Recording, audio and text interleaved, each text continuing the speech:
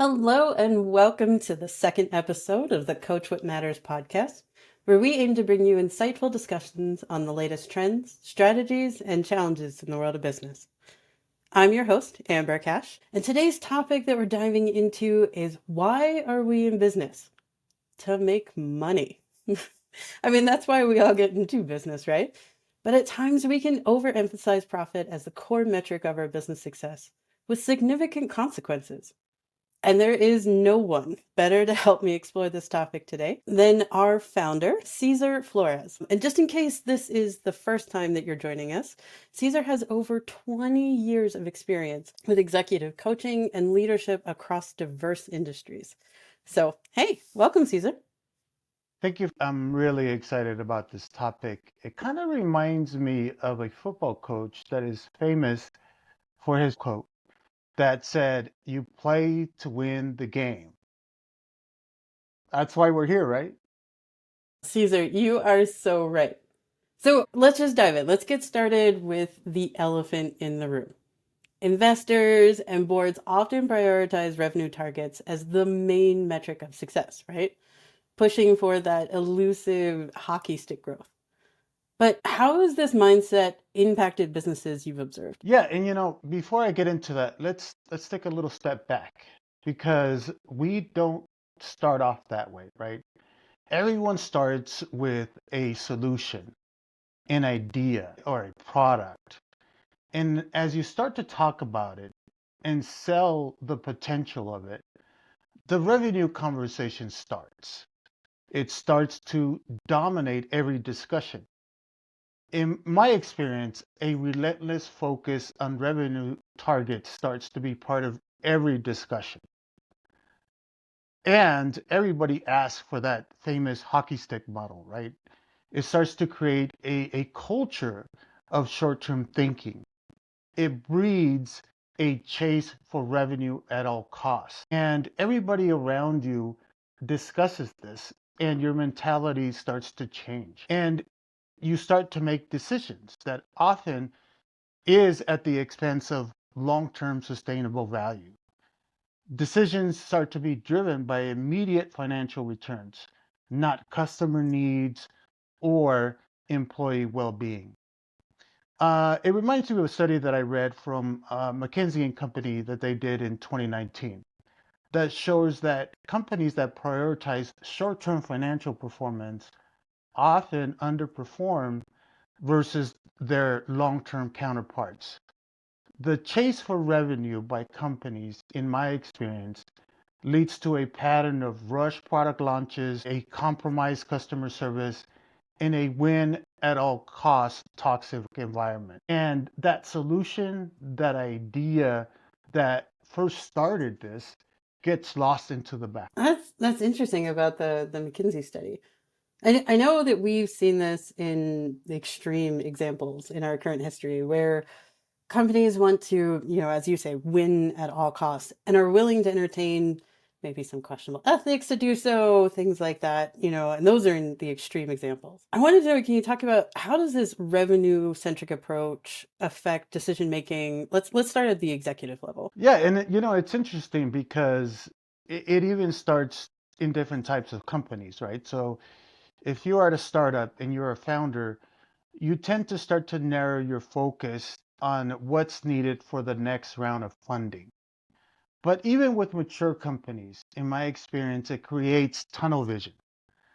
Decisions are made based on immediate revenue impact, not strategic value. And that leads to, for example, cutting corners on quality to meet quarterly targets that sure might boost short-term revenue, but damages the brands and the long-term customer loyalty. Companies tend to stitch the customer experience together with minimal investment, hoping that they can scale it or improve it later. However, like the cost to go back and do it right tends to be more expensive. This creates an enormous amount of debt and it just builds over time. And that customer dissatisfaction also grow. Yeah, and let's talk about the employee experience too at companies like this. I mean, I've seen firsthand how a culture can pivot when these kind of decisions are made and the only thing that's talked about is profit. Can you maybe tell us the impact on employees when revenue targets are missed or exceeded, like from your experience? Yeah, and it's extremely unmeasurable, at the end of the day. When revenue is the primary metric, employees become numbers. Missed targets lead to fear and anxiety, while exceeding targets lead to a sense of fleeting triumph. This creates a transactional, not transformational environment. Boards and investors tend to focus on numbers and not the people, making the negative impact even bigger. And even employees feel it as every target comes and goes. You said something there about the transaction versus transformation. I like that. And the statistics on this are clear. According to it's the 2023 Gallup State of the Global Workforce Report, which I know a lot of people rely on. It said that only 23% of employees are engaged at work, while 62% are not engaged and 15 are actively unengaged. And that may seem like something that's just kind of an internal issue, but there's a significant economic impact here. It's an estimated $8.9 trillion annually of the global GDP. So I mean that is huge. So what behaviors maybe have you seen from an employee perspective? Yeah, that statistic that you just gave about 62%, I would love for our audience to reflect on that and really internalize it to their business and understand how that cost of disengagement translates to them. Because it may not be 62, maybe you're at the low end of 50, but there's still a cost to you for those disengaged employees. And employees become disengaged. The lack of motivation starts to spread like wildfire, and employees start to look for a way out. But even those employees that do stay become emotionally disconnected from initiatives. So, no matter what new product you have or new initiative, they're simply just not invested in bringing their full self to work. Yeah, and I know we talked a lot in our first episode about this. You know, the knowing the why, and I think we focused a lot on the executive level, primarily because that's where the why blueprint kind of starts. Um, but I'd like to maybe emphasize that point for our listeners too, that, you know, understanding the why of your business, the why of the product, the why of even down to the initiative is really the key difference here, right? That's exactly right. They need to engage really with why they're in business and how that translates across the business line. And that why will inform, how they should go about their business. Yeah, it's something really to watch out for. So there's an established impact to executive decision making and the workforce, you know, at large if profit is used as the sole driver. But we both know there's no getting away from using changes in revenue or things like that as a strategic pivot point in your business. Many businesses use revenue markers as a reason to make changes, adjusting strategies based on, you know, failing or stagnant revenue streams. I'd love to hear your opinion on this. Is this appropriate? Is it detrimental? What do you think? Yeah, like there's no way we're saying that revenue is not crucial, right? Revenue is an important part of reporting, compliance, and taxes, and it's a necessary metric. But we need to understand where its place is. In some cases, it's even a legal reporting matter. So, in no way are we saying that you should ignore revenue, but we should look at it for what it is. Revenue should be viewed as a reward for delivering exceptional value, not the sole purpose of the business. What revenue is to value, it's the effect. It's the cause and effect. And that's the way it should be viewed. You get the reward of revenue from delivering value. And that is always the case. That is true in every case. But using revenue as a pivot point for your business also puts you at your business as at a disadvantage because the nature of when you receive revenue is a lagging indicator. So one of the things that you should always pay attention to is the value that you're delivering and the trends around value. That is more of a leading indicator to use as a pivot rather than revenue.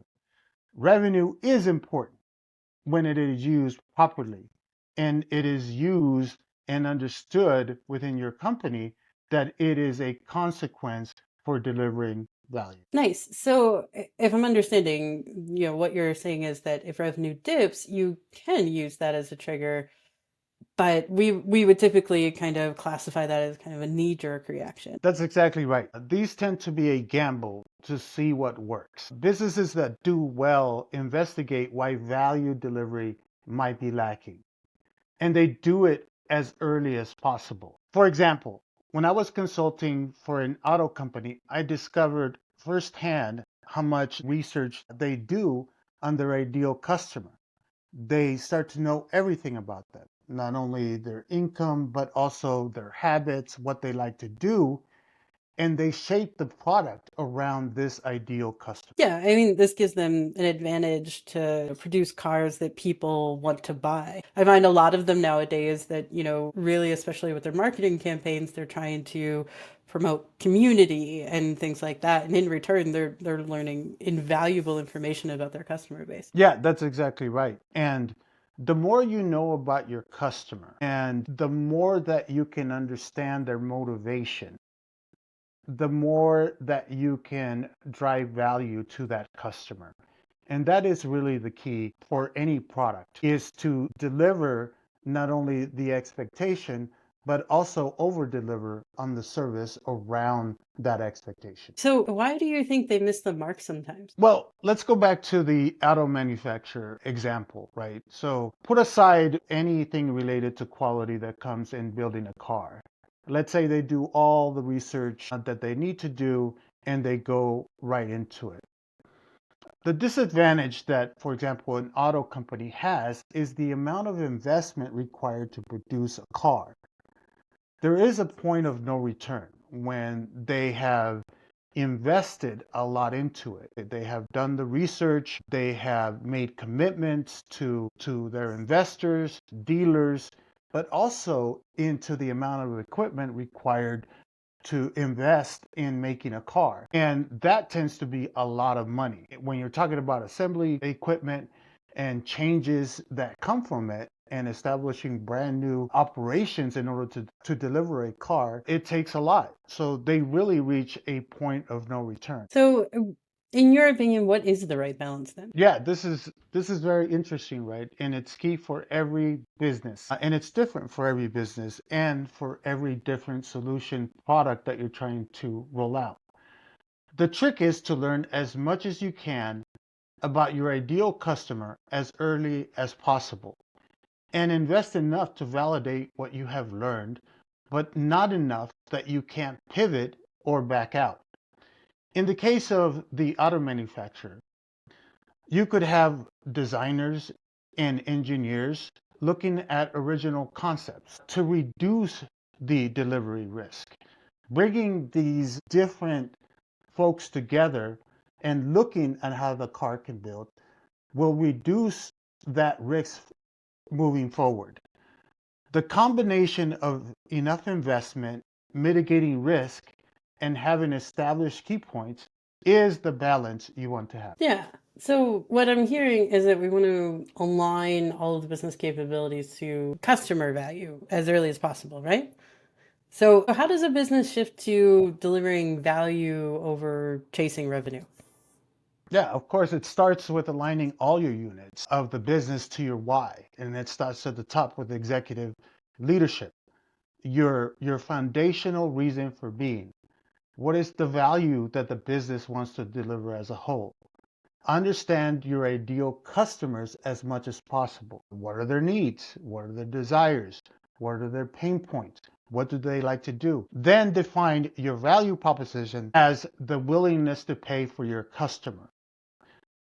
Value exists in the hands of your customer.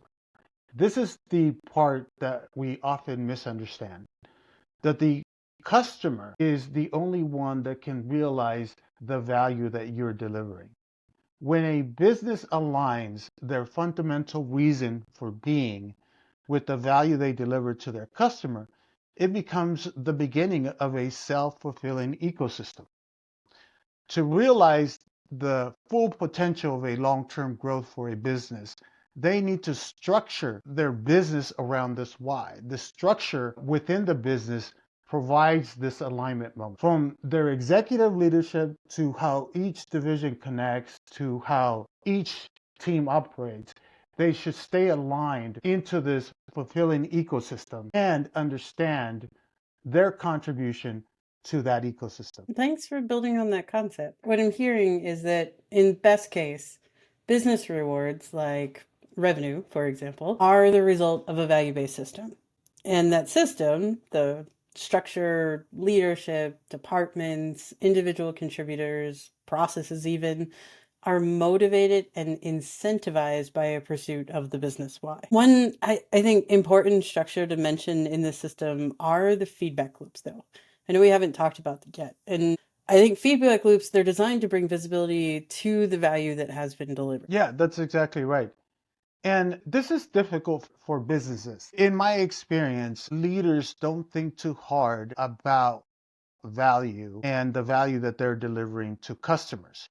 They tend to think in terms of products or a solution, for example, but they don't go a step further in evaluating how much those solutions or those products are valued by their customer. They tend to think of that product or a solution as to the potential amount of revenue they're going to make. But as I said earlier, value is only recognized by the customer, not by the executive that is thinking about the solution. And this is an important key, and we shouldn't be confused by that. We also should not confuse value with output. For example, when you have high output, sometimes, and in some cases, it creates a sales team that might generate high revenue through aggressive tactics. But those aggressive tactics tend to damage the customer relationship in the process. You tend to see this sometimes when you go buy a car, for example, from a dealership that has too much inventory. Value is what the customer values most. Value can be even generated in many ways. Can you maybe give us an example of that? Yeah, certainly value can be generated in different ways. Sometimes value does not require a new product. For example, Arm & Hammer that makes baking soda, initially it was just a commodity, a simple product. When they realized its many uses, they educated themselves and the public. Through this education and its diverse uses, the baking soda became a cleaning product, a deodorizer. They transformed it into a multi-purpose household staple. They focus on educating the customer to realize more value. They created value through education rather than adding more to the product or creating a different product. Yeah, I was actually looking at one of their marketing campaigns that they did, and apparently the whole I don't know if you've heard it before, Cesar, but the leave a open box of baking soda in your fridge deodorizes your fridge, right? That's right. You've heard this? Yes. So apparently that was a marketing campaign. So it went from just, hey, you mentioned this was just a simple product used in staple for baking. But then, oh, hey, it's also this cleaning agent and deodorizer. And it is those wonderful things. But I just love that like a marketing campaign has become so ingrained in certain generations that, you can open their fridge and you know that that box is going to be there. Yeah, and what I love about that example is that they thought about it, right? Hmm. They also watched their customer and how the customers were using their product, right? So in learning about their customer, they understood the different value of the product. And sometimes that is missed as we're talking about when we're just focused on revenue, for example. How much can we make? How much more can we make out of this product? And as we said before, if you pay attention to your customer, they would lead the way to value. In my experiences, some companies cannot explain the value that they produce to the customer. They just know that the customer is willing to pay a certain amount for their product. They don't truly understand the value of the product. And this is something that every company should understand, not only every leader in the company, but also every employee in a company should be able to say the value that they produce for the customer, for that ideal customer, and how they contribute to value. A simple example of this is if you walk up to a developer, an engineer, they would say, "Hey, how do you produce value?" They might say, "I write code." Or if you go to a project manager in a company, they might say something like, "Hey, I organize the team, I make sure they stay on track, and they deliver what they're supposed to do." But in reality, that person that is doing the code, what they are doing is they are producing a solution. They are producing value for a customer. They are not just writing code for the sake of writing code. What they are doing is enabling that value to the customer.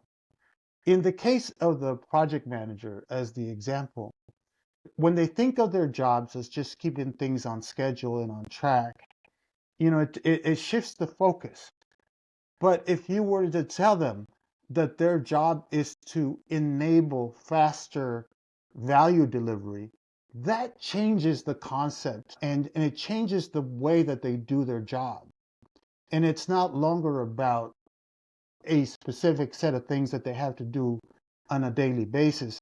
They start thinking differently. They start thinking about how they can facilitate and deliver value quicker through the team. That's kind of a hallmark for me when talking to different businesses is, kind of what you said. Do you describe your job as the role, the thing that like if you're a developer that, yeah, I code versus I help build X products?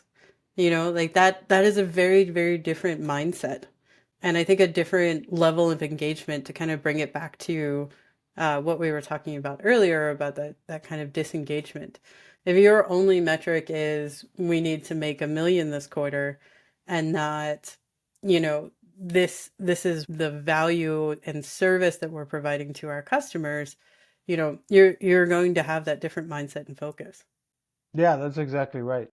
And sometimes, the companies, when they get into the revenue conversation, if they cannot come up with revenue or any other idea around it, short-term thinking also starts to cut cost, right? And that shifts also that mentality, right, to cutting costs at across the board. But in reality, what in my experience, what these organizations are doing when they're doing that is not only are they prohibiting innovation and development, but they're also cutting the value that is delivered to the customer. Now they start thinking about what is the least amount we can do in order to satisfy the customer, not necessarily what is the most amount of value we can deliver to the customer. And those are two different conversations. Very important distinction. Well, Caesar, I wanted to thank you for this discussion. I think that's about as much time as we have for today. I did want to do kind of a quick recap though. So today we had a valuable discussion on chasing revenue versus pursuing value. We discussed the challenges created when chasing revenue without understanding and really pursuing the customer value of your why. And we defined a little bit about the rewards created when a company pursues their core business value. So things like a motivated workforce, increased value for customers, a system that continuously fortifies value delivery, and of course, money. Got to have that positive revenue. That's exactly right. Yeah, that's a great recap, Amber. Just the key point to remember is this. the customer is the one that recognizes value. Revenue is a byproduct of delivering that exceptional value. It is the reward for delivering that value. So focus on your why, understand your customer, and equally reward your employees with value creation. This creates an ecosystem that drives long-term sustainable growth. Thank you, Cesar. And listeners, thank you for tuning in. We hope that you found our second episode insightful. I want to leave you with a parting thought exercise. So think about your current organization. Think about the last few big decisions that were made. Maybe think about your corporate communications, the culture as you perceive it. And I want you to ask, are we using profit as a signal of success or as the sole story we are telling? When we think about if profit is being overemphasized in these areas, think about, what can you do today to balance that message? If you need help, reach out. Check out our website, www.coachwhatmatters.com. You can find our blog, our previous podcast episodes, and you can also reach out to us if you want to request a consultation. We are also social. You can find us on LinkedIn and Instagram. So like and follow to receive tips and advice right to your daily feed. And until next time, remember, engage with what matters most.